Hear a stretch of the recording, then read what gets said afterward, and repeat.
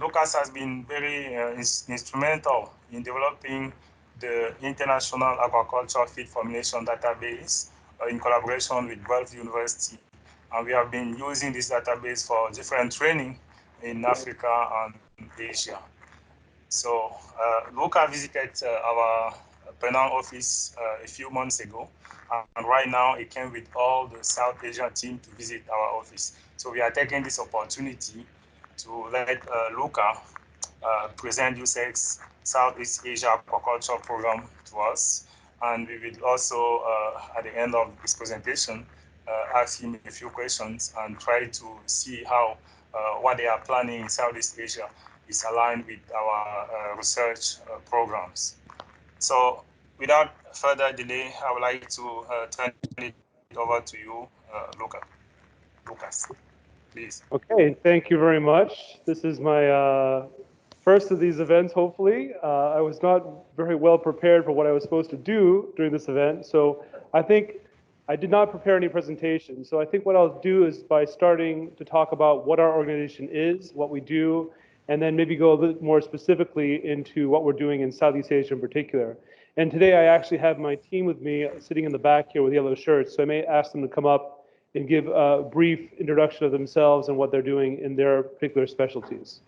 So my name is Lukas Manomaitis. I'm the Aquaculture Program Technical Contractor for USSEC. USSEC is the US Soybean Export Council. So the US Soybean Export Council is an organization that is a nonprofit that specifically promotes the use of US soy internationally. So we're a marketing organization. And we're supported by US soybean farmers directly through a checkoff program. So half a percentage point of soybean sales goes into a marketing fund, and then that is used to market US soy around the world. Now, I represent the Aquaculture Program, as do my colleagues in the audience, but actually the US Soybean Export Council has a wider program as well. So if you're interested in trade issues and market access issues, there are people in our organization that can talk about that. If you're interested in human nutrition, or animal nutrition, terrestrial animal nutrition, there are people who can talk to you about that. I'm not a specialist in those areas. I can fake it, but I would direct you to them. But for aquaculture, we have a very strong program that's been going on now for, I believe, over 33 years. And the program initially started with Dr. D. Nakayama in Singapore when our organization was called the American Soybean Association. So some of you may actually recognize that name. It still exists today. It is a related organization, but not the same organization as USSEC. And so at that time, our program was based on just trying to look at the possibilities of use of soy products in aquaculture and whether that had a place in the aquaculture complex. After Dr. D. Nakayama, we had our director, Dr. Michael Creamer, come in and take the program into China. And that's where the program really developed and flowered as it is today. So under that program, they went to China to try to promote the idea of feed-based fish culture and aquaculture systems, and also to try to figure out how to reduce the amount of effluent coming out of ponds. So this actually met very closely with what the expectations were of the China government at the time. If you think about the early 1990s, China was, capitalism with a communist bent, but they were starting to tell farmers, you now need to make money, and you need to stop taking all this waste and dumping it into the water bodies. So at that time, China was primarily very deep water systems, polyculture, a lot of low quality inputs, supplemental feeds like powders and grass and manures. And so USSEC came in with the idea of talking about how we go more to a monoculture approach and to a feed-based approach. And so the Chinese Extension Service took a look at this proposal and said, that looks like a good idea, scratched out American Soybean Association, wrote China Extension Service. And actually, since that time, we've had a very close association with the China Extension Service and the Chinese government to promote better feed approaches for aquaculture. So that program continued in the 1990s, and then in 2000, my colleague who's sitting in the audience, Zhang Pinlan, was hired to look at the marine fish industry. And so I was talking primarily about the freshwater fish industry up until now, so carps and tilapias. So the marine fish industry is another area that we started going into, and with Zhang, he started to look at, they can't see you yet, Zhang. So we'll have you come up in a moment. So with that, we started looking at pond culture marine fish, offshore cage culture of marine fish, and looking at how to develop systems that would make it possible for China to farm fish in typhoon areas. So we actually developed systems like the OCAT, offshore cage offshore technology, which is a sort of a cutoff pyramid type approach, and also looking especially at health management for marine fish, which is a very important issue. And I think what I should mention is that our program has never really been about just focusing in on the feed mills or on the ingredients. Of course, we have an open bias towards wanting to talk about U.S. soy products, soy and aqua feeds. But when it comes to aquaculture, we understand that it's really about the production chain. How do we optimize production chain? How do we identify where there are bottlenecks on the production chain?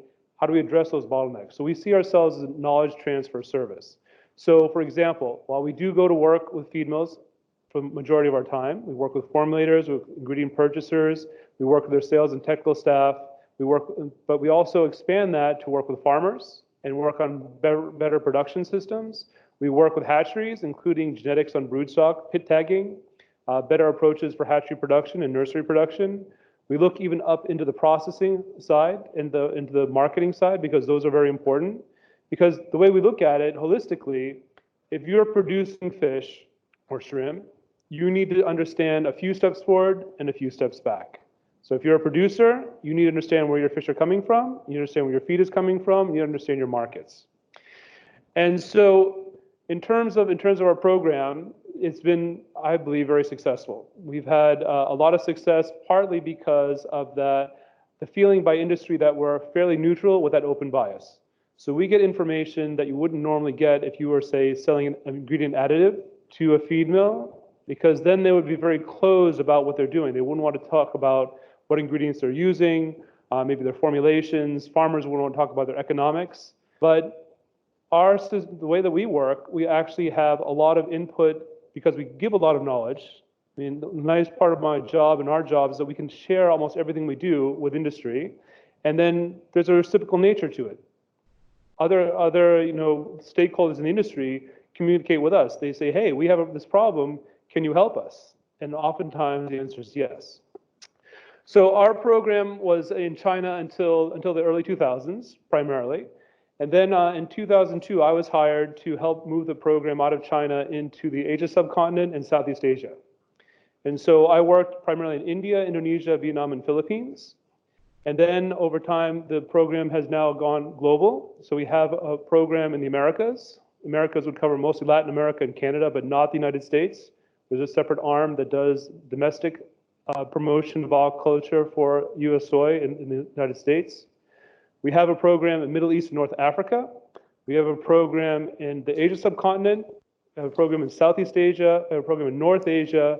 And recently we started moving in, taking a look at sub-Saharan Africa. And actually, that's where Rodrigo and I have had a few conversations already, trying to see what is happening now in sub-Saharan Africa. Is there an opportunity now to have a more influence in the industry there, especially now that the Chinese have come in and started really goading that industry to move forward much more rapidly. Okay, so globally, our role is really, again, about trying to build a larger feed-based aquaculture industry based on profit and long-term sustainability. Now, you can use different words, responsible aquaculture, long-term sustainability. The point is we want to see an industry that's not just short-term. And this is particularly important when we look at Southeast Asia. Southeast Asia has had a crisis of a short-termism for quite some time. I believe part of this is because the way the industry developed here, developed nations said, hey, we don't want to do these industries in our area. How about we buy it from you and you just give us the fish or the shrimp? And so what happened is that people who are entrepreneurial said, hey, I can do this.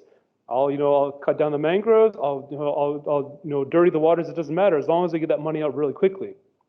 So the nice thing, or depending on how you look at it, the nice thing that's happening now is because of certification programs, we're starting to see that it's forcing operators now to stop thinking short term. It's forcing them because we talked about, we need a long-term industry for a long time, but until the market forces actually started aligning behind sustainability and saying, hey, you cannot cut down the mangroves. You cannot use your effluent going out to the system. You cannot ignore social responsibility. That's actually changed our industry now, at least to medium-term approaches, and then on hopefully on a longer-term basis. So I also have a role as the technical director for Southeast Asia, specifically, and today I'm actually here with my team from Southeast Asia. So we have an active program, relatively speaking, in Indonesia, Malaysia, Myanmar, Philippines, Thailand, Vietnam, and Singapore. So the Southeast Asia region covers ASEAN nations plus Australia and New Zealand. And today I have our colleagues, technical managers from Indonesia, from Philippines, from Thailand, from Vietnam, which we have 2, and also we have an Asian marine specialist, as I was talking about before. Our program has been running now for about almost 19 years in Southeast Asia, and I would like to say that it's been a fairly successful one. As I said, we try to work along the production chain. So some of the areas that we're particularly really focused in on these days are on more industrial scale type approaches, looking at medium to large scale enterprises and how we can help to improve that, and also giving the knowledge and the information to farmers and how they can use better technology. So a couple of examples. Right now, when we talk about marine fish production globally, Southeast Asia seems to be lagging behind in comparison to places like Norway, Chile, Canada, Australia, New Zealand, and the way that they're approaching offshore aquaculture. A lot of the offshore aquaculture in Southeast Asia is still segregated to very nearshore areas and very protected bays and shallow areas because people are worried about security. That's probably the first one. They're also worried about having it too far out and damage from storms. And the thing is that other places around the world have figured this out. They have figured out the technology to move what we call into offshore cage culture. You can call it deep water cage culture, essentially in higher energy environments. And so our program has been really focused in since 2009 on trying to work with industry to try to move it towards this more volume production. Because when we look at production right now in Southeast Asia, we're producing around 700,000 metric tons of marine fish from aquaculture. And I believe the amount from Norway alone with 5 million people is about 1.4, 1.5 million metric tons. So you can see how the difference is. And we already know that in Southeast Asia in particular, we have collapsing fisheries, wild fisheries. So people in Southeast Asia love to eat fish. Where are they going to get that fish in the future? It's going to have to come from aquaculture. So that's one area that we're looking at. Another area that we've been working a lot on now is something that is called in-pond raceway systems, aquaculture, so IPRS.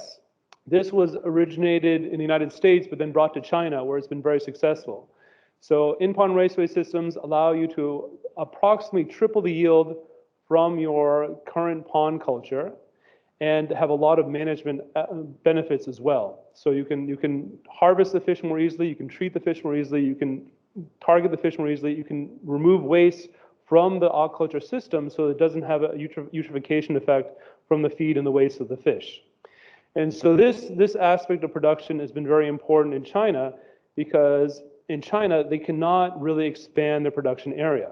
So they have to look at intensification as opposed to expansion. Southeast Asia, we still have opportunities to expand our production area, but at the same time, it would be nice to intensify as well. And there are areas that intensification could be very important. It allows us to help to, again, address that issue of seafood supply and seafood security. And so aside from those kind of technologies, as I mentioned, we also work with hatcheries. We have had an active marine fish hatchery program because those offshore cages are going to need to have large volumes of high quality fingerlings to be stocked.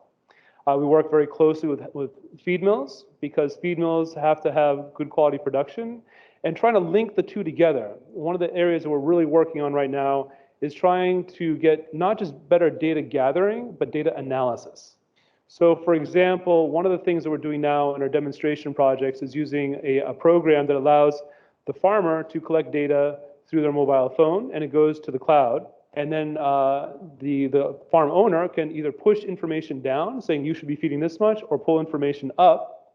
And then it also can do things like collect temperature, dissolve oxygen. And the benefits of all this is that you can then start to analyze what is impacting the performance of the feeds, the performance of the farm. So for example, we think that there might be a role here for feed mills to actually work with their customers to say, hey, we will provide you this resource, this program, so that you can see how your farm is performing, but you have to share the data with us. The benefits there is that then we have a better linkage between the feeds that are formulated in the feed mill to the performance in the field. Because now if you're a farmer, you tend not to blame yourself if there's a problem. You tend to say, hey, I have a problem, it was the fingerlings from the hatchery. Hey, I have a problem, it was the feed from the feed mill. But one of the things that's, when you start to be able to gather data and analyze it better, is that you can start saying, okay, the farmer told me that the feed didn't perform very well, but he had a week of dissolved oxygen at 2. Well, the fish were stressed out and then they had a massive mortality. Of course it didn't perform well. So when we start having that kind of information, you have a much better conversation that can take place with the feed mills and the farmers and allow us to have better targeted feeds that will perform better on a least cost basis. And we like to say lowest cost per unit gain. That's what we're actually going after, not lowest cost feeds, least cost feeds with lowest cost per unit gain. And then, in terms of the general aspect of looking at the industry, we also work with governments and NGOs. And we've talked with Dave about the possibility of working with WorldFish in the future, because we feel we align ourselves very well with industry overall, and we have to work with governments to try to convince governments to take a more proactive approach as well. We conducted a study in FY13 to look at the aquaculture industry in Southeast Asia and what was holding it back and what would help move it forward. And one of the things that we found in particular about Southeast Asia is that a lot of governments were looking on a pro-poor basis. Now, that's not necessarily wrong, but what it does cause sometimes is unintended consequences. So we have situations where you had a tragedy of the commons, too many farmers on too small an area, and this caused eutrophication of reservoirs, or problems with lakes, or problems with rivers. So how do we adjust for those things? And if we want to see more higher technology systems develop, such as offshore cage aquaculture, that requires governments to provide security, to zone their offshore areas, to provide licenses to the industry. So those things are very important. So we try to have a good conversation with governments and then also work with NGOs and other bodies such as the BAP for certification, ASC for certification, because those issues are going to be very important for the future. So I think maybe I'll pause here and introduce some of my staff, if you don't mind. I'd like to invite first up Xiangpin Lan. Can you come up for a moment? No, you have to come up. And Xiangpin Lan is actually my classmate, but as I said, he was the person who started USSEC's marine fish program. He's based in Taiwan, but worked very extensively in China, and now is spending about 2/3 of his time, I believe, now in Southeast Asia. And I think I just might have him talk a little bit about the challenges of trying to convince the industry, particularly in Southeast Asia, to move towards offshore cage type approaches, industrial scale approaches. So maybe like a few minutes. Wow, I didn't expect I'm gonna have this talk, but honestly, we have too many stories, because although we are the non-profit organization, but we do have a commercial purpose, is try to promote the U.S. soy. Along that way, the easy way to tell you is that we all here is try to find a way to make the U.S. soy become the fish feed, and find a way to make the farmer produce more fish. So that link together will end up that have the industry use more U.S. soy. So when I started working in the, well, I probably started back to China, back to year 2000 at a time that it's easy to find probably more than 1 million fish farmer, because all the farm is very small scale. No matter that is the traditional cage, as you see out just outside the bay here, yeah, along the bridge, you can see some of the cage from there, the wood plank wrap that actually still existing in China and also Southeast Asia a lot. Now, the difficulty to getting the small scale, moving toward to the, I call it another way called the open ocean offshore aquaculture production. We have many our customer or our target audience actually giving the thought is like we are not able to find the market. If they can sell more fish, they definitely will upscale. They'll definitely upscale. So the mindset is they will, based on what existing they have right now, increase up to the point that they know they cannot no longer do the same way to fulfill that demand. Then they will find the other approach for that. So in many cases, that's the kind of the situation will involve with the not only the production, you're gonna have the company, as Lukas mentioned, is the value chain. You're gonna have the company who can provide enough fingerling. You're gonna have enough fish baby to supply for so many production.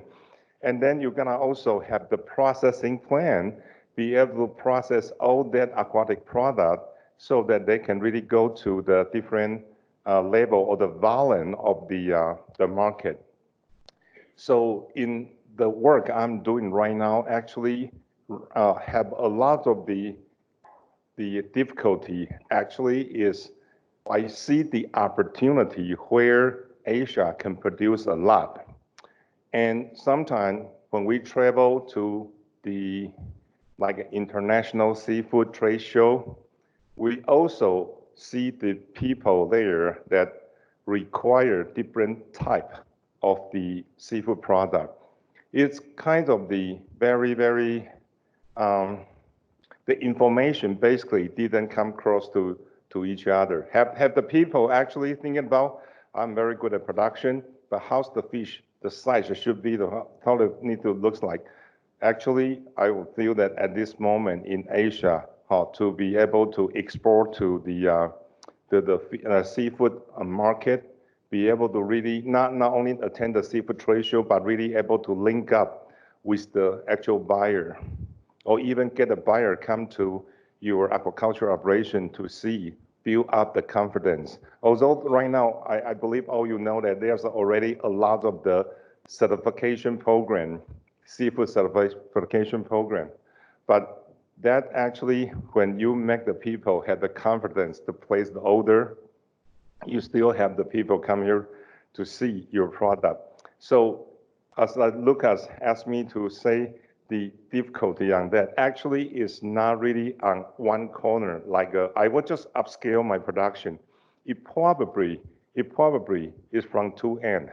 One is that do we have enough or good enough hatchery to produce that much? So the cost of the fingerling can be low enough. On the other side is that do I have big enough volume so that when people order by container, I can also supply on that. Southeast Asia actually is at the kind of like a in between. Good example in Penang, you do it. One of our customer here. Can I mention the name? Yeah. You guys know GST? Yeah, they do process the GST. They do process the sea bass and then sell to the Middle Eastern countries.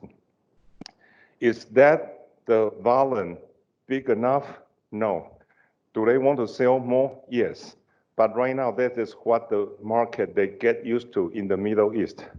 But what about that they can sell the fish to the like Europe or the US so that when the demand is increased to another level, they can really moving their production to another level or the upscale open ocean polar circle aquaculture. That kind of the situation in many countries in Southeast Asia right now is kind of the in between. Not big enough, but also it's not big enough to do that. Or the other way would be learning the things from Turkey. They used to merge the small production, merge the small farm, and transform that to more like a modernized aquaculture so that they can really occupy the market in Europe. And that's what we thinking and plan to do in this year. Let's see if we can get anyone have had the experience from Turkey, and then taking those examples as a mirror. I'm not saying that we can do exactly the same, but taking that as a mirror to see how they do that. So we may be able to also have more integrated, upscale, and then be lower down the cost, and then make it more profitable and the larger scale production. All right, thanks. 5 minutes. I might just add on to that. You know, if we have any message we want to talk to the audience, you know, out in cyberspace, wherever you are right now on the internet, is that I think that anyone in aquaculture really has to love aquaculture, because there's many other industries we could be in that we might be able to, you know, we're technical people, we could be successful in other industries as well. And if we're investors, people who invest in aquaculture, they invest in it because they love it, because honestly, you can make more money in other places, in the stock market or whatever. So I think I like to say that we're all fish crazy. Okay, we're all fish crazy in a certain way, and that's not a bad thing, right? Because it's nice to be passionate about your job and about what you do. Unfortunately, how that sometimes comes out is that we are sometimes very technically good at doing something like producing fish or producing shrimp, and forgetting that we have to sell that thing. So I've worked with Australian red-clawed crayfish, which is a great species, and I heard a story about how in Belize they did a wonderful job. They had beautiful product. They packed it poorly and froze it slowly, and it went to Europe. When they got it, it was mushy, and they lost the market. And no one was interested in it anymore.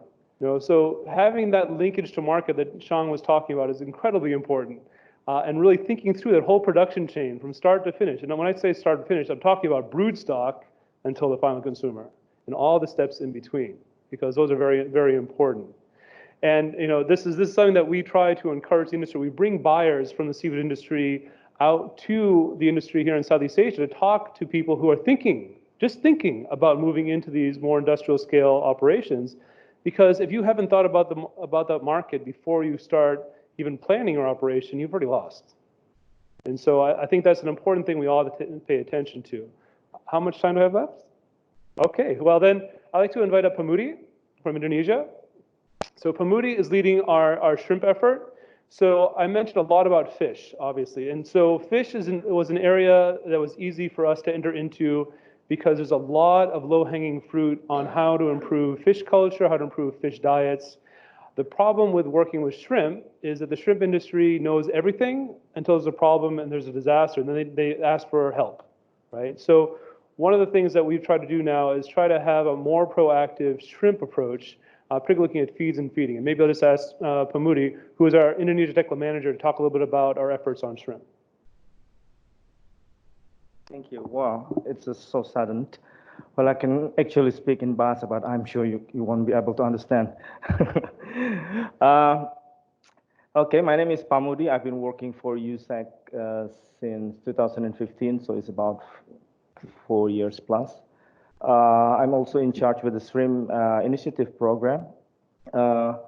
We've had this program since last year, so it's going to be the second year this year. The focus is going to be more improved feed formulation for shrimp feed, specifically for the use of the automatic feeder, because we've seen in the field that a lot of shrimp feeds, the quality of shrimp feed is not suitable for the use of the automatic feeder. And also we are going to focus more on the waste treatment management, because sustainability is getting a stronger attention to buyers from United States or Europe. Then we will also improving the industry in terms of design of water treatment facilities, something like that. The design, also the scale, so that the operations of the shrimp farming is not affecting the environment. I think that's all from me. Thank you.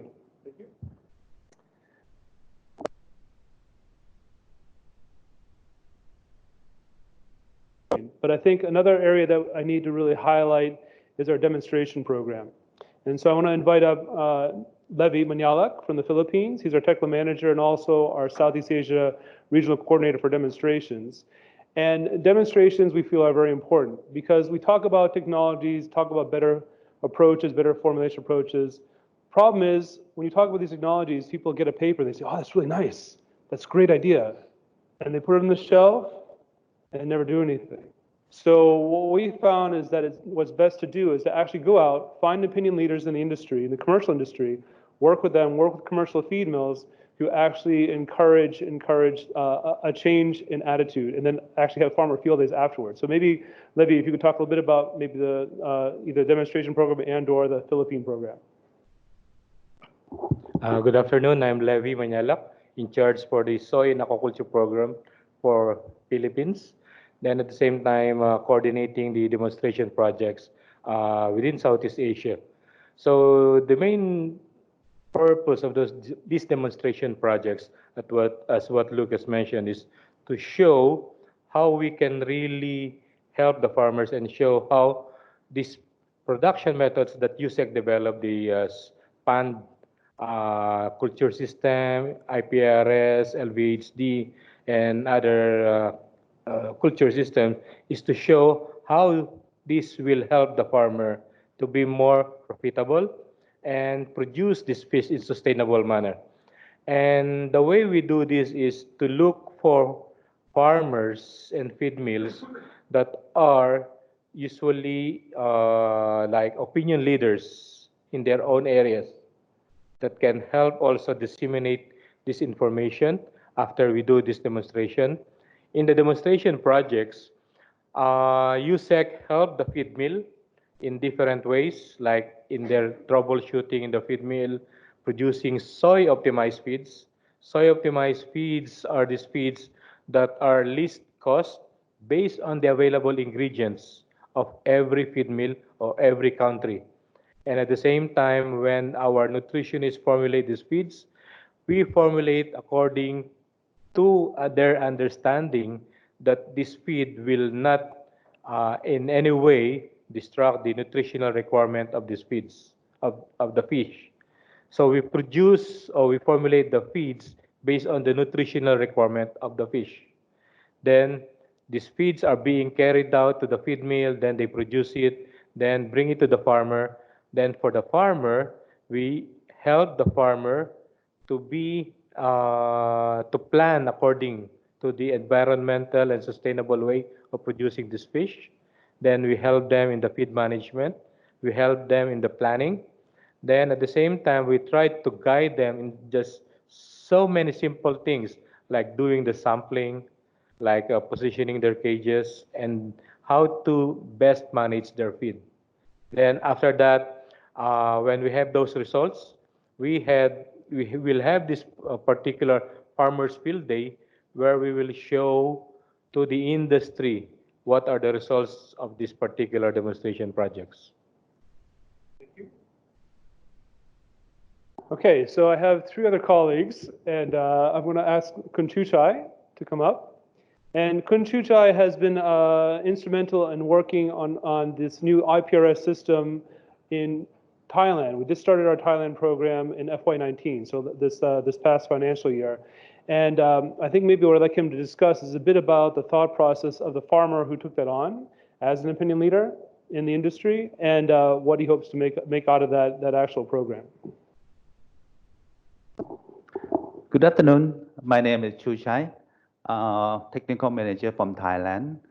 I joined USSEC for 2 years, and my focus or my responsibility is trying to increase the productivity in Thailand. Thailand used to be #1 in the shrimp production in the world, but now is going down. So we're trying to find a way to increase the productivity in Thailand, not only in shrimp and also in freshwater, in other species as well, in a sustainable way, not only increase but nowhere and destroy the environment.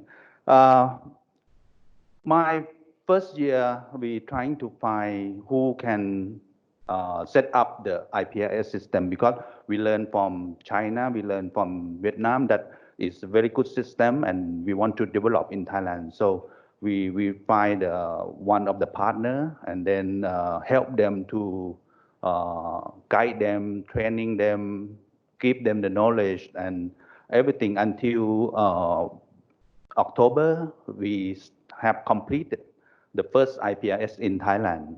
So this coming year, I want to expand more to the other area in Thailand so that we plan to have like a few hundred or 100 set in Thailand.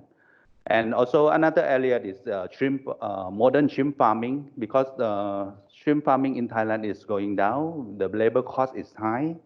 Productivity is stable. So we're trying to find a way to improve the productivity with the lower cost so that Thailand shrimp production can compete to the other market. Thank you. Okay, thank you very much, Kunchuchai. So I think what I wanted to mention about that is the IPRS program in Thailand, and particularly with the cooperator we're working with right now, is that cooperator has, how should I say this, altruistic and a commercial reason for doing it. So one of his primary businesses is that he is a fingerling producer for tilapia, and he saw the IPRS technology as something that his customers could use as something to increase their productivity, their yields, and their efficiency. And so he actually is building it. He built one on his farm to be able to use it as a demonstration to his customers and to the industry as a whole. And so that's the kind of cooperator we actually oftentimes look like. Those people that are willing to invest their own money, because we didn't invest any money. We invested time, of course, and funds from our program, but not money in the system.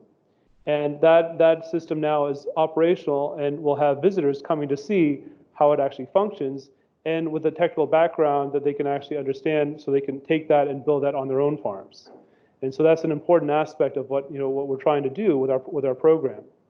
I think the last two people I'm going to invite up at the same time, because we have an unusual situation in Vietnam where we have two technical managers. So Dr. Tang and Ms. Trudy, could you please come up? Yes, both of you come up. Yes, come on, Trudy. So Vietnam, as you may be aware, is a very long country. We used to have one technical manager, and I think we wore him out. So we decided that we really needed to move towards having two people in that country to cover, generally speaking, northern Vietnam and southern Vietnam, to be able to cover that adequately. And so I think maybe what I'll ask first is Dr. Tang to talk about the experience of IPRS, because I know I'm talking a lot about IPRS, but IPRS, the Raceway system, is very important because it is something that's been rolled out globally. And when we decided to do IPRS in Southeast Asia, we didn't roll it out across the region at once. We just mentioned that we took some time in Thailand to decide where to have our program. We rolled it out first in northern Vietnam. And in northern Vietnam, we had, how should we say, a lot of experiences that helped to inform us on how not to roll out a program. And so maybe I'll ask Dr. Tang just to briefly talk about how he has found IPRS and what we call IPRS-like in the field, and maybe some ideas on as we move into other areas, things that we might consider as we roll out this kind of technology, and as well as WorldFish, who actually has an IPRS demonstration site in Abasa in Egypt. So, Dr. Tang? Thank you. Thank you, Lukas, introducing me. And good afternoon, everyone from WorldFish. I'm Bùi Ngọc Thanh from Vietnam. So before joining to USSEC, I has been work for Real number one research institute for aquaculture number one. Its work more focused on the disease and environment issue. So I have found that the USSEC mission is quite important for aquaculture, and myself and Judy here, we are in charge for support for the aquaculture in Vietnam. Then we are the person to find out the difficulties of the aquaculture in Vietnam and we established our program to support for aquaculture. And recently, you know that the aquaculture of Vietnam is developed quite fast, but also face a lot of problems related to disease and environment. And USSEC have brought the IPRS technology that is address the issue of disease and environment for aquaculture. And just for about 3 years from we start introducing the IPRS technology in Vietnam, and we have developed up to now it's more than 200 raceway. That means about nearly 100 farm apply the IPS technologies, and with in the future, near future program of aquaculture, USSEC aquaculture, we still support for that, and we still try to improve the technology, try to correct on the modification, and we hope that the IPRS technology would be the advanced technologies and help to develop the aquaculture in Vietnam. Judy may say something.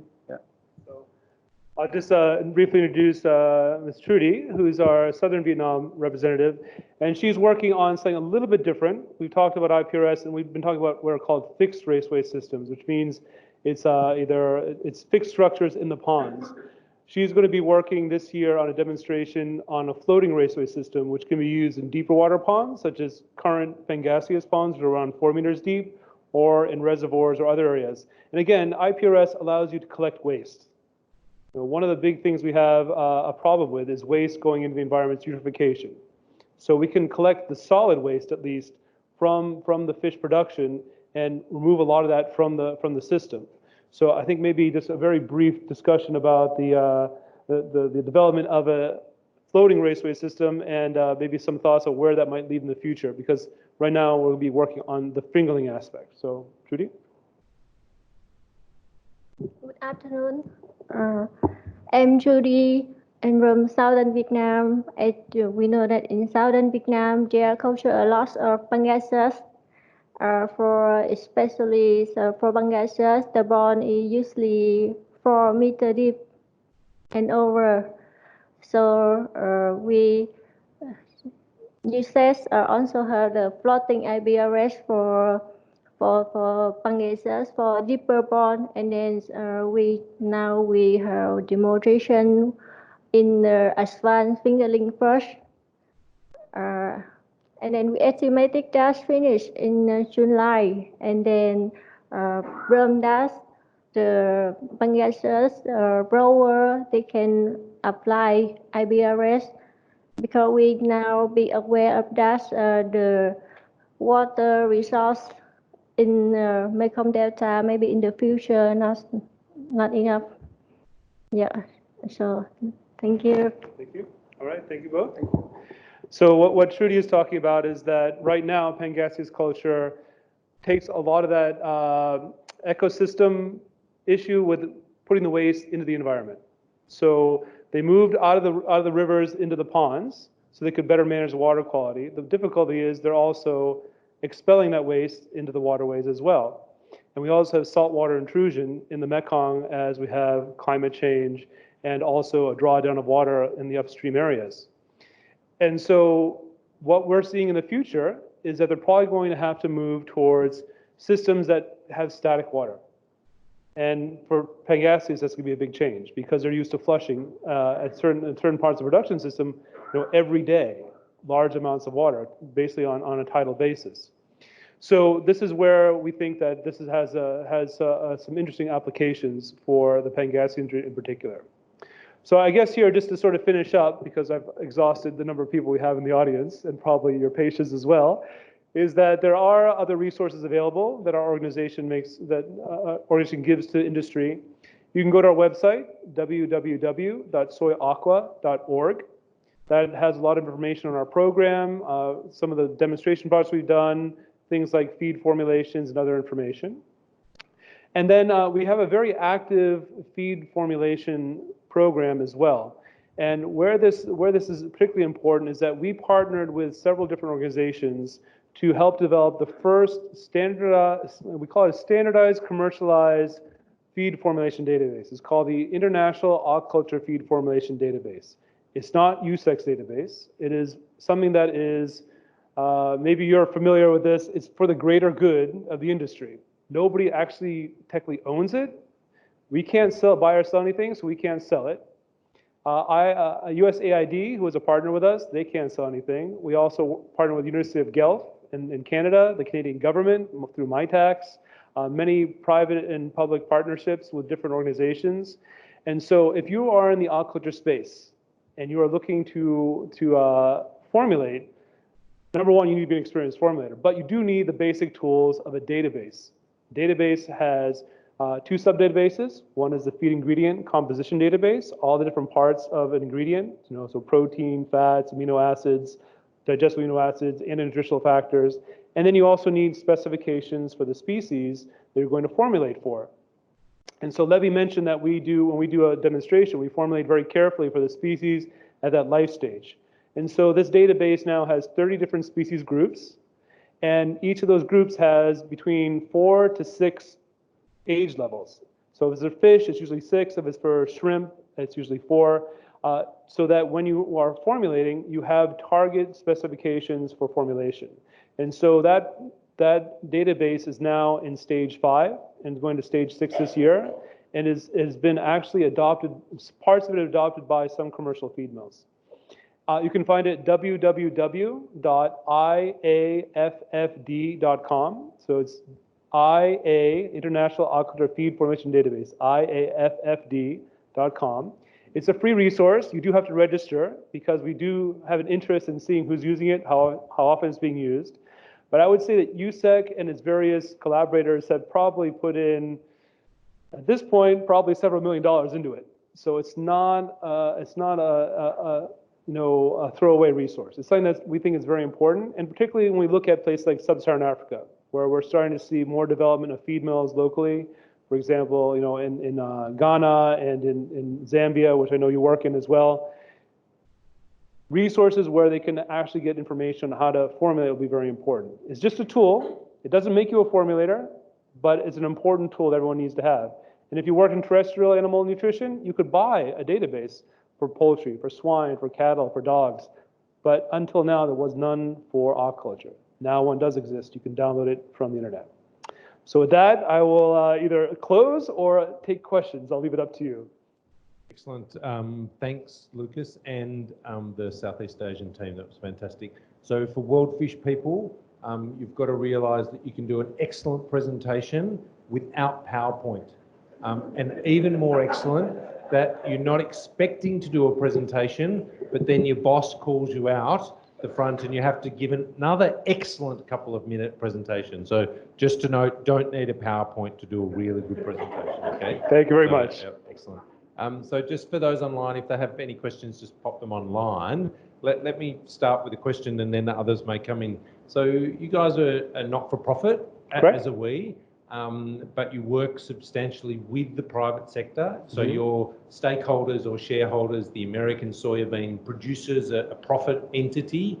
Yes. Many of the downstream actors that you work with, feed mills, etc., are profit orientated. That's correct. We're sort of interested in how we engage with the private sector. Just tell us a bit more about navigating that space between being a not-for-profit but wanting to work and bring benefit to the profitable sector. How do you navigate that? So I would say I probably have one of the best jobs in the world in aquaculture, because if you think about it, if you are in sales, you have a sales target to meet. I work in a marketing organization that's a nonprofit, and I think I do a good job, and I think our team does a good job of promoting U.S. soy products internationally and in the aquaculture industry. However, there's not that pressure to sell.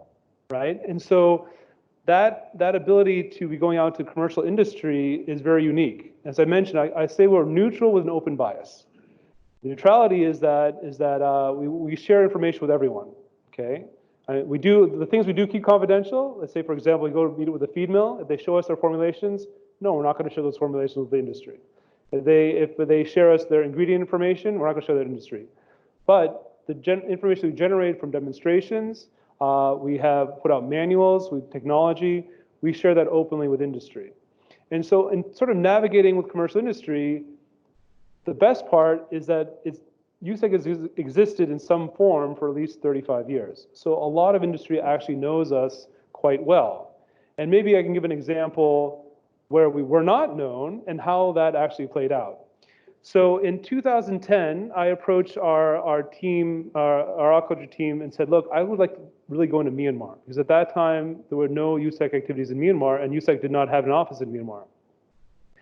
And in 2011, they said, okay, we will let aquaculture go in and be the first movers for USSEC in Myanmar.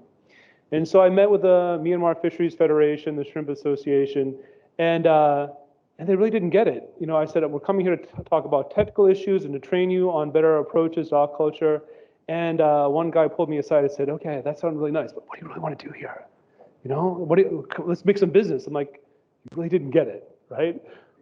But they did get it after a few months of working with them. And so I think it's, you know, people say the proof is in the pudding. You know, they were like, well, so you're going to sell us something? I'm like, no. You're going to buy something from us? I said, no. So what are you going to do? Well, we're going to help you do a better job.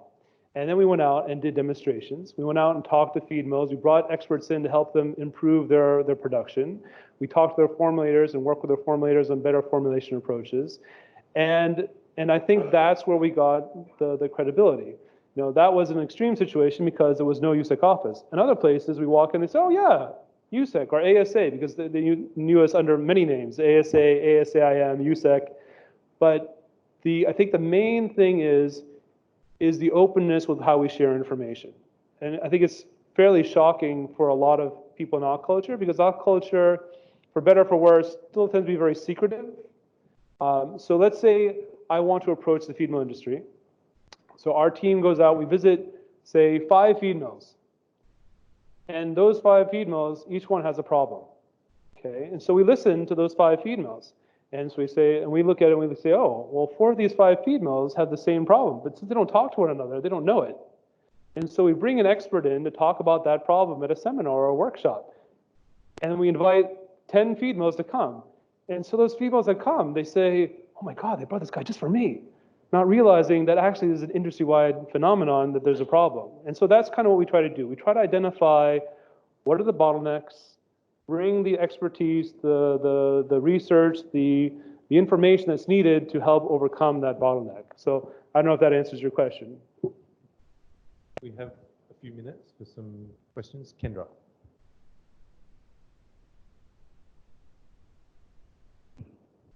Thank you. I was wondering, so since we're like WorldFish is, like Dave said, like nonprofit, but we're also trying to help people out of poverty. And it seems like, especially in sub-Saharan Africa, people are turning more towards the medium scale, large scale enterprises, which seems to be your target. Do you have like some success stories or some good examples of like when you've worked with a large scale or medium scale producer in a community and it's like generated a lot of jobs or like helped a lot of people? Or is it just the hope that like this enterprise will take off and this person will do really well without maybe there being like a plan for like all the other people who are living like on less than $1 a day or something like that? Maybe let me approach this in 2 ways. Okay. So the first one is that, you know, we do have examples of where industry has made a change in terms of how it's impacted people. Okay. So if we look at the example of Turkey, which Sean was alluding to before for marine fish aquaculture, Turkey before 2006 had nearshore aquaculture for marine fish.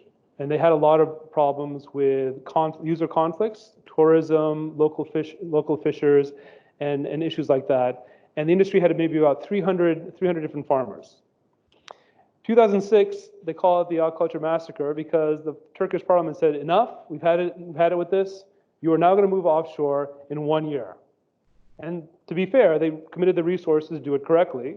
And after that, there was now 25 farmers. But the volume of production went up, and the number of people that were employed by the aquaculture industry went up. Now, if you are of the opinion that everyone needs to be a farmer, then that's going to be a problem, because not everyone can be a farmer. But if you're looking at the industry as a whole, so service suppliers, boat captains, processors, marketers, people who are doing net cleaning, all those things together, so the total volume of production went up, the total number of jobs went up, and the value of the industry went up, and a lot of people were brought into this industry and started making money. Not just the big people, of course, the farmers made, the owners made a lot of money, but also the people on the line, on the production lines as well. Now, this is again where we have this issue with Southeast Asia and governments, and they were pro-poor policy. They think we need to have a lot of farmers and protect all the farmers. I would argue that while that's a noble idea, it's not always the best thing to have a lot of farmers if what you're actually looking for is employment. Because there are a lot of ways you can get involved in aquaculture. It doesn't have to do with being a farmer. Now, the second thing I wanted to talk about was, I mentioned that we want to focus primarily on medium to larger scale. Why is that? Because we want to have a faster impact. Now, it's not to say that the technology that we promote could not be used by small scale farmers. Probably not so much for subsistence farmers, because the main thing, of course, we are targeting is feed-based systems. Feed costs money. It's a capital investment. If you're a subsistence farmer and you don't have money, and then you take out a loan, and then your farm collapses, you're in deep trouble. So we're not looking down at that level, but there are other organizations that take care of subsistence level. So medium, that's the kind of wishy-washy thing. It could be small, it could be medium, and large scale, of course, are of interest. Small, we think that the small scale gets covered pretty much in our program that way as well. Does that answer your question? Yeah. Okay. Can't hear you. Let me jump in, because we're running a global network here. I'm just going to refer to some questions from some of the global team. So in Egypt, so one of the colleagues, and I've recently just seen their in-pond raceway system. So 2 questions from the Egypt team. So just give us a description of the size of the use of in-pond raceway systems in China. How many of them, or percentage of farmers, or some idea about the size of use in China? And then, is it being used in the production of marine fish in marine water? Oh, I should have had Shang talk about that when he was up here. No, it's okay. I'll cover this. So, in terms of IPRS, in China it's called IPA. So if you see IPA, intensive pond aquaculture, or IPRS, is the same thing. It's just 2 different naming systems. We realized that IPA was a little bit difficult to understand. In-pond raceway system was a little bit clearer in terms of technology. So in China, it is now commercial scale. It is very large production. Last I heard, it was already 6,000 raceway units in production and growing. And typically speaking, a farm has a minimum of 3 raceways to be commercially viable, but it can go up to 52 raceways in a single farm, in a single pond, I should say. Okay, so either 3 raceways in a pond, that's the minimum, and then in really large systems, you can have quite a few. And so, that's really where the excitement comes from.